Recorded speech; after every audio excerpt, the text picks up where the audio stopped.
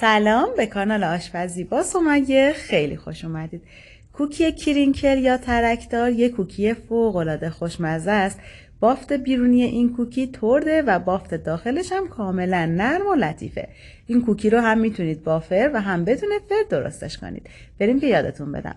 احتیاج داریم به 1 و 3/4 لیوان آرد، 1/3 لیوان روغن مایع، 1/3 لیوان پودر کاکائو، 3/4 لیوان شکر، نصف لیوان پودر قند، 2 عدد تخم مرغ که اجازه بدید به دمای محیط برسه، 1 قاشق چایخوری بیکینگ پودر، 1 قاشق چایخوری وانیل که اگر از وانیل شکری استفاده میکنید 1 قاشق چایخوری، ولی اگر از وانیل پودری استفاده میکنید نوک قاشق چایخوری.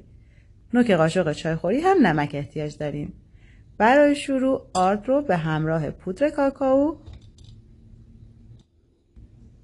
بیکینگ پودر و نمک داخل الک بریزید و یک بار الک کنید. بعدم مواد رو هم بزنید تا با هم ترکیب بشن. داخل یک کاسه دیگه شکر رو با روغن مایع ترکیب کنید. با همزن 1-2 دقیقه بزنید. با همزن دستی هم میتونید بزنید. بعدم تخم مرغ رو بهش اضافه کنید. وانیل رو هم اضافه کنید و با همزن هم بزنید تا کرمی و کشدار بشه. بعدم پودر کاکائو و آرد رو که با هم ترکیب کرده بودید طی 2 تا 3 مرحله کم کم به مواد اضافه کنید و هم بزنید تا یک دست ترکیب بشه. در آخر یه مایع چسبناکی بهتون میده که اگه اینو داخل یخچال استراحت بدید خیلی راحت داخل دستتون میتونید بهش فرم بدید. برای 1 تا 2 ساعت بذارید داخل یخچال تا سفت بشه و از چسبندگیش کم بشه. اگر هم زمان دارید میتونید بیشتر بذارید. من یه شبانه روز داخل یخچال قرار دادم. 1 قاشق از مایعتون بردارید، داخل دستتون گردش کنید. ببینید دیگه به دست نمیچسبه. بعدم داخل پودر قند بغلتونید.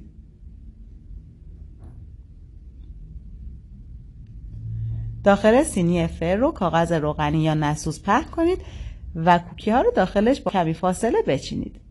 داخل فری که از 1 ربع قبل گرم کردید با دمای 180 درجه طبقه وسط برای 10 تا 15 دقیقه قرار بدید. به به، اینم از کوکی های فوق العاده خوشمزه که آماده شد. اولش 5 دقیقه اجازه بدید تا کاملا خنک بشه، بعد از کاغذ روغنی جداش کنید. حالا بافت داخل این کوکی رو ببینید، فوق العاده شده.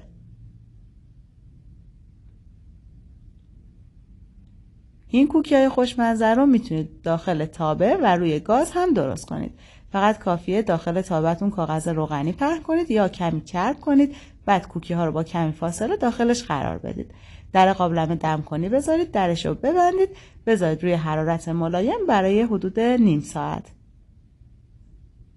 بعد از نیم ساعت چک کنید، ببینید کوکیاتون که آماده شد از روی حرارت بردارید، اجازه بدید کاملا خنک بشن، بعدم از کاغذ روغنی جدا کنید. اینم یه دونه از کوکی های فوق العاده خوشمزه‌مون. کوکی که در دست راستمه، کوکی که داخل فر درست شده. هیچ تفاوتی با هم ندارن. دوستای عزیزم اگه از این ویدیو خوشتون اومد ممنون میشم ویدیو رو لایک کنید و عضو کانالم بشید.